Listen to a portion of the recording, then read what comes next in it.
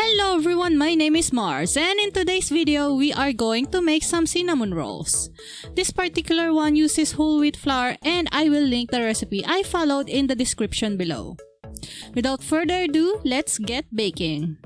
For the dough, we need whole wheat flour, salt, brown sugar, yeast, melted butter, and warmed milk. First off, let's combine the flour, salt, yeast, and brown sugar. By the way, I'm using instant dry yeast, which is different from active dry yeast. You can put instant dry yeast on the dry mixture like what I just did. When you're doing that, be sure not to put the yeast and salt on top of each other because it might kill the yeast. However, if you're using active dry yeast, you have to mix it to the warm milk first and let it rest for 5 to 10 minutes until it bubbles. Okay, back to real life footage. Let's mix the dry ingredients together.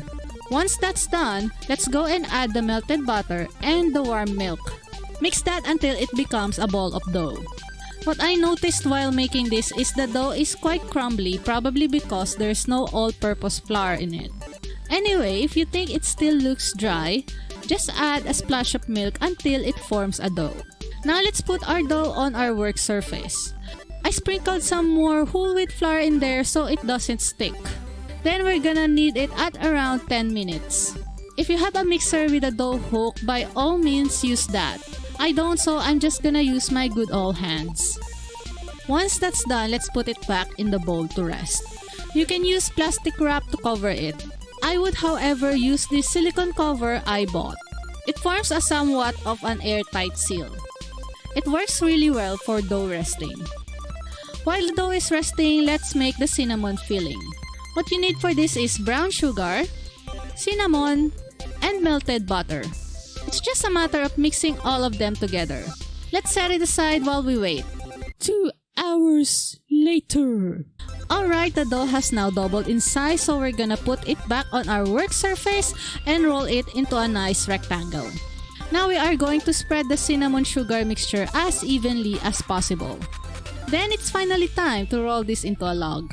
I read online that you can use dental floss to cut cinnamon rolls and it will give a cleaner cut than a knife, so we're gonna try that.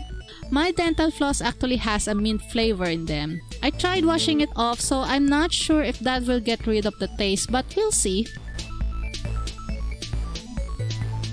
You know what, they're right. It really cuts the rolls very clean. I say that because I tried using a knife before and it flattened the rolls.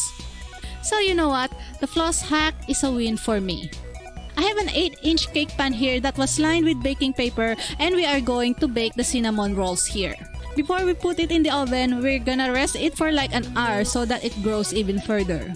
1 hour later, the oven is preheated to 350 degrees Fahrenheit or 180 degrees Celsius, and it's time to finally bake these damn rolls. This takes around 20 minutes to bake. You know if it's cooked if you feel the sides and it's quite firm.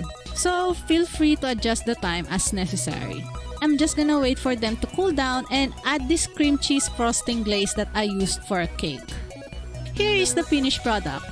I might have overcooked it a bit because it feels a bit rubbery. It actually tastes very good when you toast it warm first before eating. This recipe is passable for me. I might go with a recipe that has a mixture of all-purpose and whole wheat flour the next time I make it. Anyway, I hope you enjoyed this video. There is something about making breads that I find very satisfying, and I really enjoy it a lot. If you have any suggestions to make it better, let me know in the comments down below. If you want to see more videos from yours truly, be sure to smash the subscribe button and ring that G-dang bell. Any form of engagement will help this channel a lot. Thank you so much for watching, and I will see you in the next video. Bye! And since you reached the end, how about checking some of my other videos over there by the right of your screen? I'm pretty proud of these videos even though it's not professionally made, so give it a shot! Go on!